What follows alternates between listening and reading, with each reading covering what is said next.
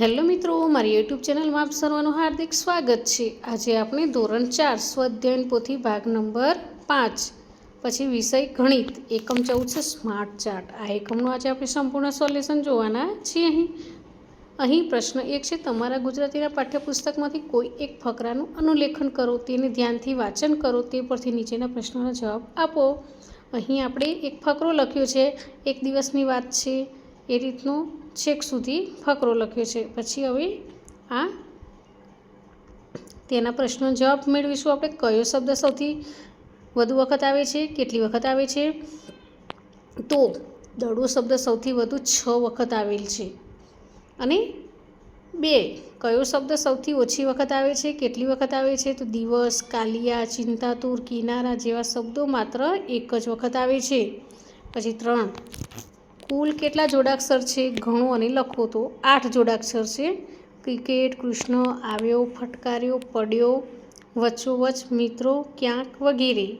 હવે આગળ 4 મૂળાક્ષરથી બનતા કુલ કેટલા શબ્દો છે? ગણો અને લખો। તો કુલ 12 શબ્દો છે।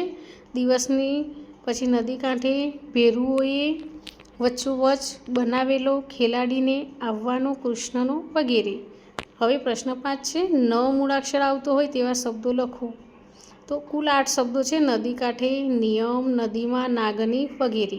હવે અહીં પ્રશ્ન 2 છે, રોહિતભાઈએ પોતાના વર્ગના 7 વિદ્યાર્થીઓના વજનનો આલેખ નીચે મુજબ છે, તેના આધારે પ્રશ્નોના જવાબ આપો। અહીં આલેખ આપેલો છે। 1, અશોક અને કિરણનો કુલ કેટલું વજન થાય? તો 45 કિલોગ્રામ વજન થાય। પછી 2, સૌથી ઓછો વજન કયા વિદ્યાર્થીનો છે? કેટલો? તો મિસ્બા, તેનું વજન 15 કિલોગ્રામ છે। 3, 25 કિલોગ્રામ કરતાં વધુ વજન ધરાવતા વિદ્યાર્થીઓના નામ લખો। તો કિયાન, બંસી અને જોસેફ।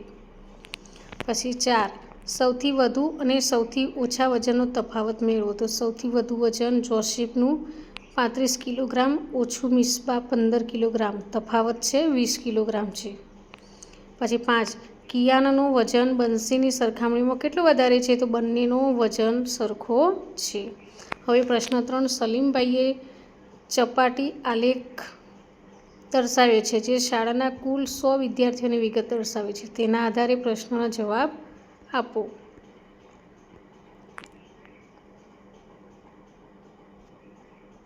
અહીં પ્રાર્થના સમિતિમાં કેટલા ભાગના વિદ્યાર્થીનો સમાવેશ કરવામાં આવ્યો એનો ક જવાબ આવશે। પછી બીજામાં અ જવાબ આવશે, ત્રીજામાં પણ અ જવાબ આવશે, ચોથામાં બ આવશે, પાંચમામાં ક આવશે। હવે પ્રશ્ન 4, જલ્પાએ ધોરણ 4ની પરીક્ષામાં વિવિધ વિષયોમાં કુલ 40 ગુણમાંથી મેળવેલ ગુણની યાદી નીચે આપેલ છે, તો તેના આધારે આલેખ પૂર્ણ કરી તેના પરથી પ્રશ્નોના જવાબ લખો। અહીં આલેખ આપ્યો છે। તો જલ્પાએ સૌથી ઓછા ગુણ કયા વિષયમાં આવ્યા? જલ્પાને તો અંગ્રેજી વિષયમાં। પછી સૌથી વધુ ગુણ કયા વિષયમાં આવ્યા? તો પર્યાવરણમાં। પછી 35 કરતાં વધુ ગુણ કયા વિષયમાં છે? તો ગણિત અને પર્યાવરણ। પછી ગુજરાતી કરતાં ગણિતમાં કેટલા ગુણ વધારે છે? તો 6 ગુણ। જો પર્યાવરણ, હિન્દી અને ગુજરાતીના ગુણનો સરવાળો કરવામાં આવે તો તે કેટલો મળે? 100 કરતાં વધારે કે 100 કરતાં ઓછો? તો ત્રણેય વિષયના ગુણનો સરવાળો 102 થાય છે, તે 100 કરતાં વધારે છે। પ્રશ્ન 5, એક શાળાના વિદ્યાર્થીઓને મનપસંદ વાનગીની વિગત નીચે ચિત્ર આલેખ દ્વારા દર્શાવી છે, તે પરથી પ્રશ્નોના જવાબ આપો। તો અહીં કઈ વાનગી સૌથી વધુ વિદ્યાર્થીઓને મનપસંદ છે? તો ગુલાબજાંબુ।